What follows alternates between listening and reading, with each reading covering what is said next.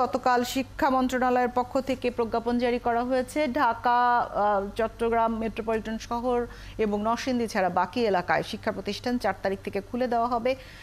প্রাথমিক বিদ্যালয়গুলো ৪ তারিখ থেকে খুলে দেওয়া হবে এবং এই বিষয়ে কথা বলবো। অধ্যাপক ডক্টর কায়কোবাদ হোসেন আমাদের সাথে যুক্ত আছেন। আপনাকে শুভ সকাল। কায়কোবাদ হোসেন শুনতে পাচ্ছেন নিশ্চয়ই? আসসালামু আলাইকুম। ওয়ালাইকুম আসসালাম। শুভ সকাল আপনাকে। আমরা দেখতে পাচ্ছি যে একটি বড় সময় বন্ধ থাকার পর প্রাথমিক বিদ্যালয়গুলো খুলে দেওয়ার পরিকল্পনা প্রাথমিক গণশিক্ষা মন্ত্রণালয় নিয়েছে। আপনার কাছ থেকে এ বিষয়ে মন্তব্য চাই, কিন্তু একটি বড় অংশ কিন্তু বাদ থেকে গেল, সেই প্রসঙ্গে এবার কি বলবেন? প্রথমত, স্কুল যে খুলে যাচ্ছে এটা খুবই ইতিবাচক, তবে ইতোমধ্যে বেশ একটু ক্ষতি কিন্তু হয়ে গেছে। আমাদের দেশে দীর্ঘদিনই শিক্ষা প্রতিষ্ঠানগুলো তত বেশি আক্রান্ত হয়নি। করোনা আমলে শিক্ষা প্রতিষ্ঠানগুলো দীর্ঘদিন বন্ধ রাখতে হয়েছিল, তো তার আগে কিন্তু এরকম স্থবিরতার সৃষ্টি হয়নি। করোনার সময় আমরা টেলিভিশনের মাধ্যমে পাঠদান, এমনকি অনলাইনে পাঠদানের সূচনা করেছিলাম। আমার মনে হয় ওগুলোর ধারাবাহিকতা বজায় রাখা উচিত ছিল, যেটা আমরা করি নাই। এই যে সহিংসতা হলো কোটা আন্দোলনের ফলে অসংখ্য তরুণ প্রাণ হারালো, শিক্ষা প্রতিষ্ঠানগুলো বন্ধ হয়ে গেল, স্কুলে এখন নতুন শিক্ষাক্রম, নতুন মূল্যায়ন ব্যবস্থা, যেগুলো সম্পর্কে আমাদের অভিভাবকরা আস্থা রাখতে পারছে না। শিক্ষকরাও যে খুব বেশি একটা জানতে পেরেছে তা নয়, তাদের প্রশিক্ষণ চলছে।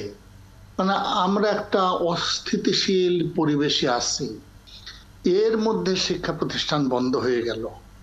আমার মনে হয় যে আমাদের কর্তৃপক্ষকে ভাবতে হবে যে শিক্ষা প্রতিষ্ঠানগুলো ফিজিক্যালি বন্ধ হলেও ছাত্রছাত্রীরা কিভাবে পড়ালেখার ধারাবাহিকতায় থাকতে পারে, দক্ষতা অর্জনের ধারাবাহিকতায় থাকতে পারে, সেই একটা পদ্ধতি আমাদেরকে আবিষ্কার করতে হবে। অবশ্যই সেটি তো এখন আমরা ধীরে ধীরে স্কুল খুলে দিচ্ছি, হয়তো কিছুদিনের মধ্যে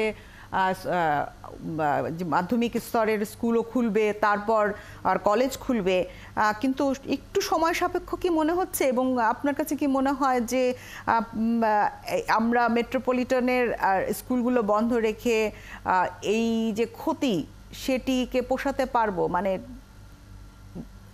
ক্ষতি তো অপূরণীয়।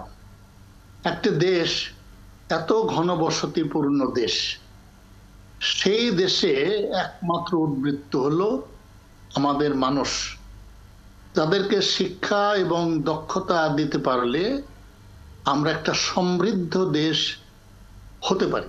যেমন জাপান হয়েছে, কোরিয়া হয়েছে, তাইওয়ান হয়েছে। দুর্ভাগ্যজনকভাবে এই শিক্ষা ব্যবস্থাকেই আমরা যথাযথভাবে এগিয়ে নিতে পারছি। শিক্ষায় বরাদ্দও যথেষ্ট কম, এর মধ্যে নতুন মূল্যায়ন ব্যবস্থা, এর জন্য বরাদ্দ অনেক বাড়ানো উচিত ছিল। যখন তখন শিক্ষা প্রতিষ্ঠান বন্ধ হওয়ার এখন আবার একটু শুরু হয়েছে, আমি আশা করি এটা এখানেই শেষ হয়ে যাবে।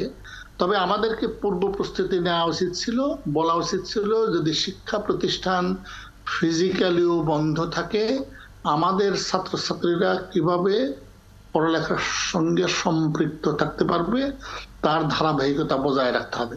এটা নিয়ে আমাদের শিক্ষা মন্ত্রণালয়কে ভাবতে হবে যে কিভাবে আমাদের ছাত্রছাত্রীরা পড়ালেখা না করার কারণে যাতে পিছিয়ে না পড়ে। কিন্তু আমরা যদি অনলাইন ভিত্তিক পড়ালেখার কথা বলি, খানিকটা সময় আমরা বিচ্ছিন্ন ছিলাম এই অনলাইনের যুগ থেকে, এবং সামনের দিনগুলোতেও যে সকলকে এর সাথে সংশ্লিষ্ট করা যাবে, আমাদেরকে কি ভিন্ন কোনো চিন্তা মাথায় নিতে হবে, অথবা শিক্ষার পরিবেশকে স্বাভাবিক করার জন্য এই মুহূর্তে আপনার পরামর্শ কি থাকবে? প্রথম কথা হলো, আমাদেরকে বিশ্বাস করতে হবে আমরা যদি আমাদের জাতিকে শিক্ষিত করতে না পারি, তাহলে আমাদের যে স্বপ্ন মধ্য আয়ের দেশ হব, উন্নত দেশ হব, সেটা কিন্তু ধরাছোঁয়ার বাইরে থেকে যাবে। সুতরাং একটা অঙ্গীকার লাগবে যে কোনো পরিস্থিতিতেই যাতে আমাদের শিক্ষাক্রম চালু থাকে, এটা সবার থেকে একটা অঙ্গীকার লাগবে। সেই অঙ্গীকারের যথেষ্ট অভাব রয়েছে। আমাদের এখন ছোটদের স্কুল চালু হলো, আশা করি অন্যান্য স্কুলগুলো চালু হবে। অত্যন্ত গুরুত্বপূর্ণ হলো যে কোনো একটা সমস্যা যখন তৈরি হয় তখন আমরা ওর সমাধানের কথা ভাবতে থাকি। আমাদের আগে থেকে চিন্তা ভাবনা করে রাখতে হবে, কেমন এই যে ক্ষতিটা হলো এটা আমরা কিভাবে পোষাবো, আগের থেকেই আমাদের এই পরিকল্পনাগুলো রাখা উচিত। এই ধরনের একটি পরিস্থিতি তৈরি হবে, এটি তো আসলে আগে থেকে চিন্তা করাটা কি সম্ভব ছিল? না, অন্তত আমরা তো এটা বলতে পারতাম, কোনো না কোনো কারণে আমাদের শিক্ষা প্রতিষ্ঠান যদি ফিজিক্যালি বন্ধ হয়, তারপরে আমরা শিক্ষাক্রম কিভাবে চালু রাখবো। টেলিভিশনে পাঠদান শুরু হয়েছে, ওটার মান সম্পর্কে নানা রকম প্রশ্ন রয়েছে, কিন্তু সেটার ধারাবাহিকতা তো নাই। অথচ টেলিভিশনের মাধ্যমে পাঠদান যদি চালু থাকতো, কত ছাত্র উপকৃত হতে পারতো। আমাদের গ্রামাঞ্চলেও কিন্তু টেলিভিশন প্রযুক্তি রয়েছে। আপনি যখনই যে কোনো প্রযুক্তির কথা বলবেন, কিছু কিছু ছাত্রছাত্রী সেখানে সুবিধা বঞ্চিত হবে, তাদেরকে কিভাবে সুবিধা দেওয়া যায় সেটাও আমাদের ভাবতে হবে। তবে সবাই একটি সুবিধা পাবে না বলে আমি সেই সুবিধাটা কাউকে দিব না, সেটাও আমার মনে হয় যথাযথ না। যারা সুবিধাটা পাবে তারা পাক, যারা পাচ্ছে না তাদেরকে কিভাবে আমরা সাহায্য করতে পারি তার জন্য আমাদেরকে চেষ্টা করতে হবে, পরিকল্পনা করতে হবে, যাতে আমরা তাদেরকে সাহায্য করতে পারি। সর্বশেষ যে বিষয়টি আপনার কাছে জানতে চাই, আমরা অবশ্যই সকলে চাই যত দ্রুত সম্ভব শিক্ষার পরিবেশ স্বাভাবিক হোক, ছাত্রছাত্রীরা নিজ নিজ শিক্ষা প্রতিষ্ঠানে ফেরত আসুক। বর্তমান যে পরিস্থিতি চলছে, আপনার কাছে কি মনে হয় কতদিন এটার জন্য প্রয়োজন হবে? আমি শুধু আশা করি খুব দ্রুতই আমাদের শিক্ষা প্রতিষ্ঠানগুলো খুলে যাবে।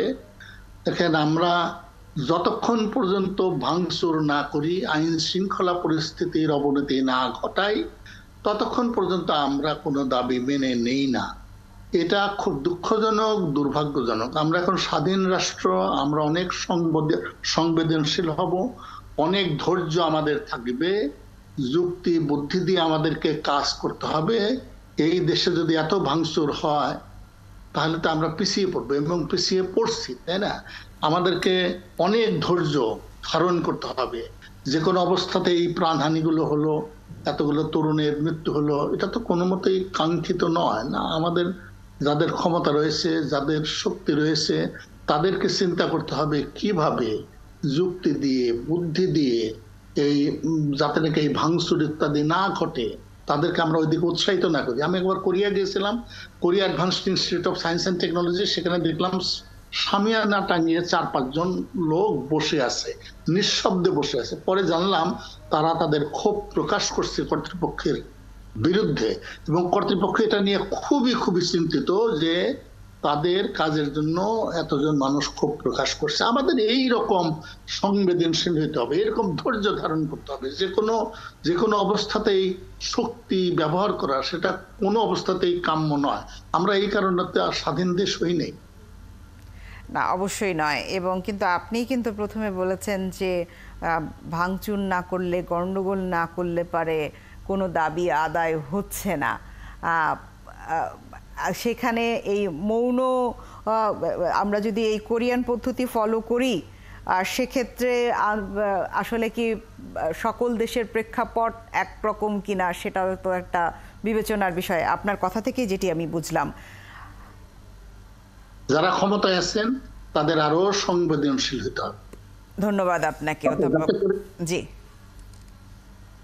জি, অধ্যাপক ডক্টর এম কায়কোবাদ হোসেন, আপনাকে অসংখ্য ধন্যবাদ জানাই আমাদের সাথে ৭১ সকালে যুক্ত হওয়ার জন্য।